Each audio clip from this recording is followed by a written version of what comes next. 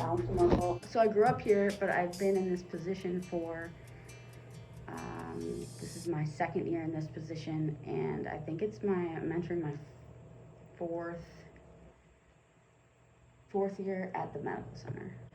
I think the vaccine clinic is an incredibly rewarding experience because you are finally getting people the thing that they've been waiting for over a year now. So it's incredibly rewarding to be able to deliver that to our community.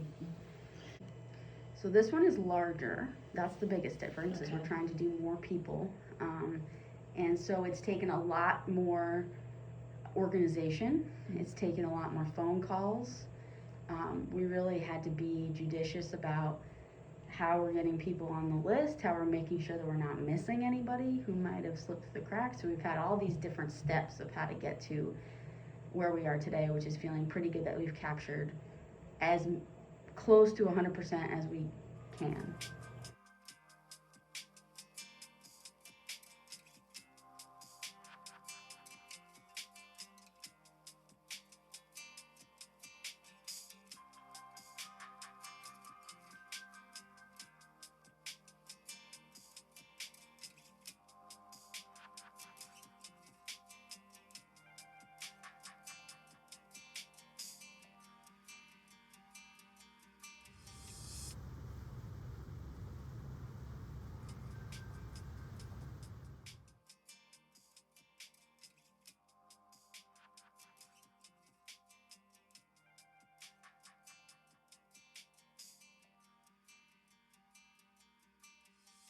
So the first thing is getting your list of people that should be vaccinated. So we use the guidelines set out by the Rhode Island Department of Health, and we work with our EMA director, Billy McComb, to compare our patient list for the appropriate age groups, his list, which come from commuter cards and come from the voter registry, and we put that all together and kind of go through person by person and determine who's on the island and here to receive the vaccine.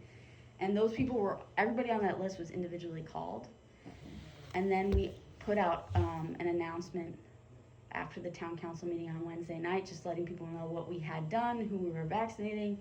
And that resulted in more calls on Thursday, which gave us an opportunity to add those people who had slipped through the cracks. Maybe they're new residents, or for whatever reason they weren't on one of those three lists.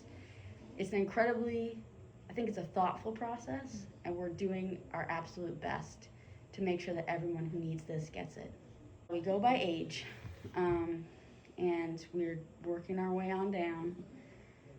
In addition to the list, there's just a lot of communicating that has to happen between all the parties that are involved. So the medical center is just one piece. Billy McComb is another piece. Fire and rescue is another piece. Even like the ladies auxiliary, getting them ready to go so that they can give us some coffee and some treats for the day of. It's truly a community effort. That are sponsored by the state, like core vaccination sites, this is all they're doing. They're kind of pop-up vaccination sites. We are a strange bird because we're the only show in town. And even though the Block Island Medical Center does not have to do this, it's technically the municipality that is responsible for giving out the vaccine. So like Block Island Town, like New Shoreham, gets the vaccine, and Block Island Medical Center is part of the distribution. But again, we're just one piece of that distribution. We feel it's really a community effort that we want to make sure is executed well. So this is why we're doing it, and we're a big part of it. That's our drawing up box. So this is where people prepping the vaccines, this is what they're going to use. These are all our prepped and ready packets for everybody who's coming. This is my favorite, very creative, handmade clipboards that are exactly the size of a piece of paper so that we're going to have enough. This is more clipboards, so we have 68 clipboards. Backup pens, because believe it or not, this is the technology that failed us last time, so we had to order special pens. And what? Now, why did you have to order special pens? Because last time our pens froze. These organized. So these are organized by time slot. So everybody in the same time slot is grouped together, but then also by who we think might be coming in the same car. So that's again like a Block Island advantage, right? Because we can like go through the list and say, oh no, they're married. Let's put them in the same group. Yeah, so these will be at each supply table. So again, in order to be as fast as possible, we're gonna have our vaccinators be able to come over to 3 separate tables that are spread out along Legion Way and grab what they need to grab and sanitize and things like that between injections. Well, I think Billy McComb has been working pretty much 24 hours a day since last week, so a lot of hours. I think we've all been putting extra time and energy into this. It's hard to say exactly how many hours, but it's significant. It's a lot. Yeah. We have a smattering of volunteers. Our entire staff will be there, and that's like the part that I'm really proud of, is that when I went and asked all these folks if they could please work on Saturday, nobody said no. So I think that's kind of incredible because nobody has to work.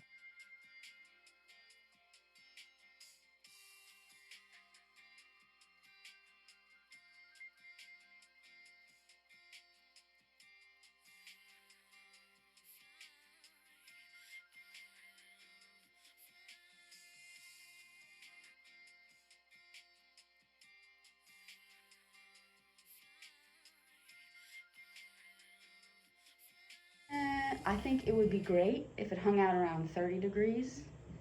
I think that would be great, and if nothing is falling from the sky at that point, that would also be really nice. So we're hoping for a sunny but chilly day. Notice everything is in totes. We do expect wind. I think the estimates were originally something like 10 to 20, 15 to 20. Now it's dropped down a little bit to be more like 10 to 15. I'm hoping we see the low end of 10.